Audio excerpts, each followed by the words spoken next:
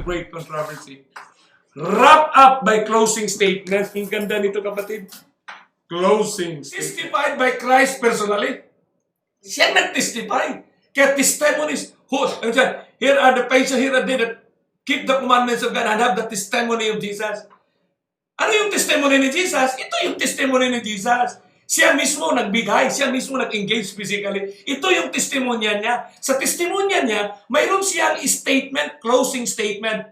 Sa river, ang sinabi niya, what shall be the last end? Tingnan mo what shall be the last end? Pagdating sa Mount of Olives, pareho ang language nila. And the end of the world will come. End of the world. Pagdating natin dito sa island, my works and to the end. They have the same language, my beloved friends. Ano pa, kapatid? Sa river, sinabi niya, what shall be the last end? Hindi niya sinabi, what shall be the end? What shall be the last? Double emphasis, ibig sabihin, wala nang kasunod. What shall be the last end? Pagdating natin sa Mount of Olives, ano sinabi sa Mount of Olives? And the end of the world, my works and to the end. Ano pa? Parehas lang ng language sila, kapatid. Ano pang sinasabi dito? No?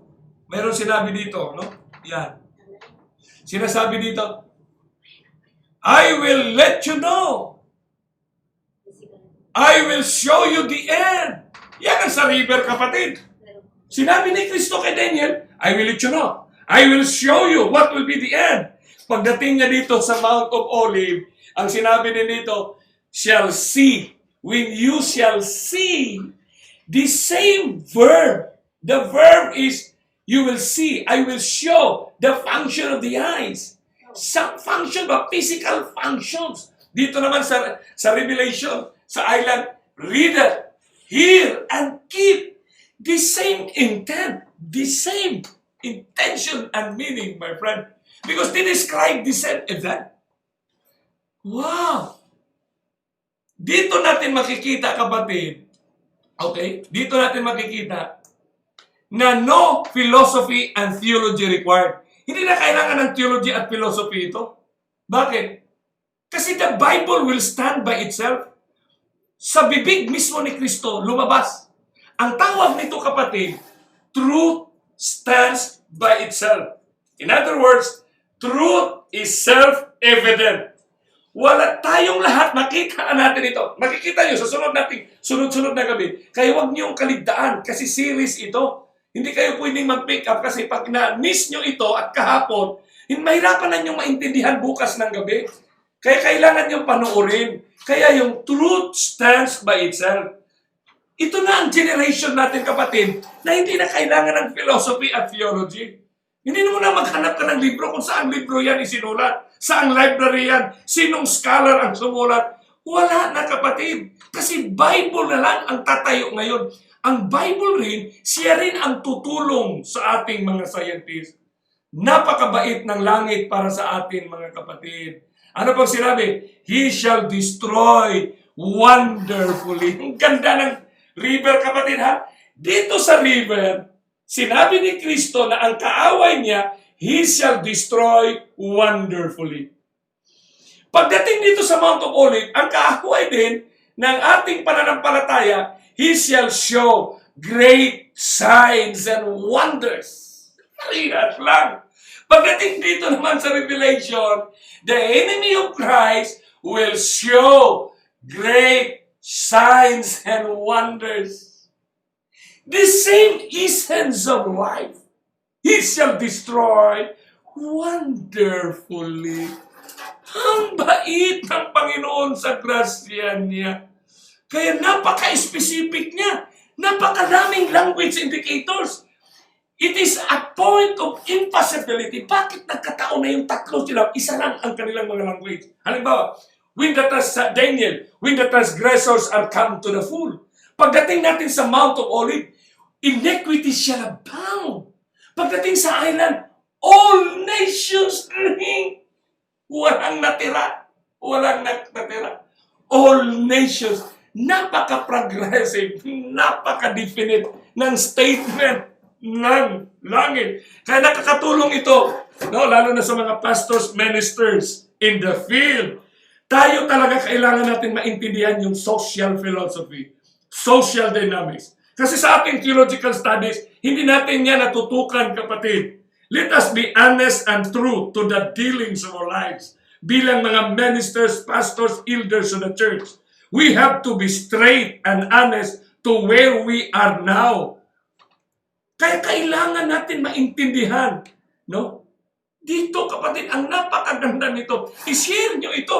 I-share nyo ito. Yung language indicator, everyone is afforded to understand and make decisions. Napakabait ng Panginoon. Kasi ipinakita ngayon sa atin yung ating tamang desisyon. Naintindihan na natin na mayroong espesyal na mensahe ang Panginoon sa ating generation. What a special message for all of us. Kaya sinabi talaga ni Sister White, sa manuscript page 152, sa napakagandang mga language indicators, 3 sila. Pero isa lang ang mensahe. One God in 3 distinct personality. One message in 3 distinct locations. The unity of the message. My beloved, because 3 represents unity. Kaya sinabi ni Sister White, then let the distinct message. Maganda ang title niya sa original manuscript kasi maganda pa yung title niya na yung pinaka-heading niya. Kinuha ko lang ang isa sa mga statement niya. Then let the distinct message for this time be sent from watchman to watchman on the walls of Zion. Let us try to dissect this statement, my friend. Pag sinabing watchman, you are at the front of the wall, seeing the movement down and far beyond. Watchman ka eh. Ikaw ang mag-announce ng trumpet na the enemy is coming. Watchman ka. Bakit ang reference point ni Sister White sa ating generation, we are the watchmen on the walls of Zion. Because we are the last. Ang nakaganda pa dito, ilang taon na tayo si Ellen G. White? Anong taon pa si Ellen G. White namatay? But let the distinct message. Ano ba yung distinct message? Yung malinaw na mensahe sa panahon natin. For this time, be sent from watchman to watchman.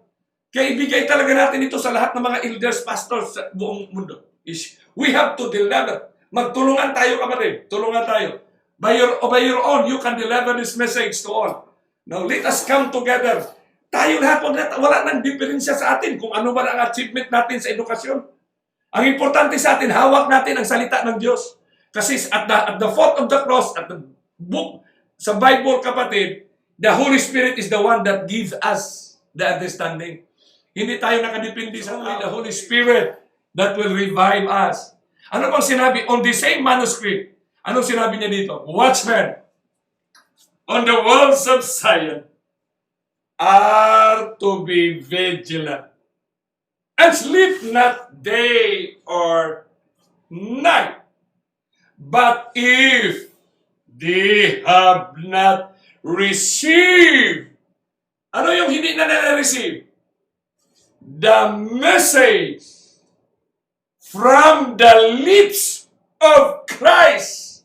Hala, galing sa lips ni Jesus Christ. Na sa buong Biblia ito, na nagsasabi, yung engagement ni Jesus sa buong Biblia tungkol sa last movement niya, saan natin mababasa na bibig niya ang nagsasalita? From the lips of Christ.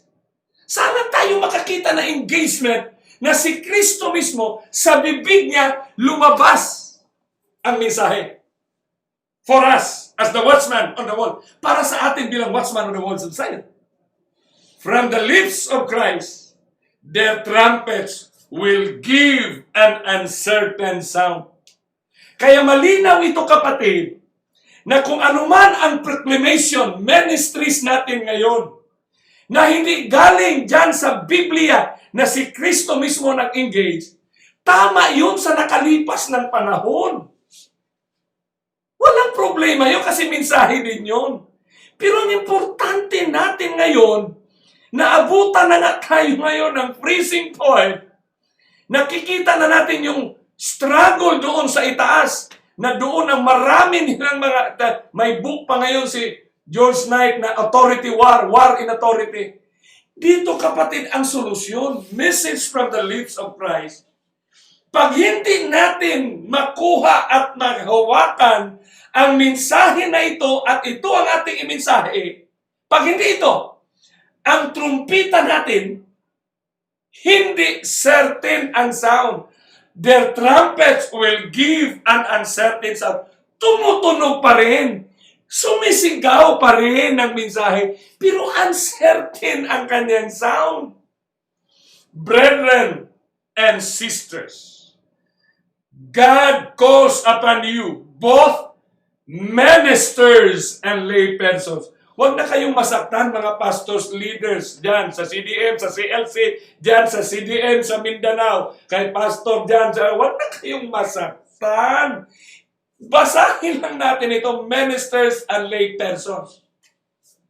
Listen to his voice. Hindi sinabi, listen to Brother Soliano. Hindi naman sinabi dito. Ako lang nagbasa, listen to his voice. Capital letter yan o his voice, si Jesus yan eh. Kasi siya ang subject dito, Christ, as speaking to you through his word.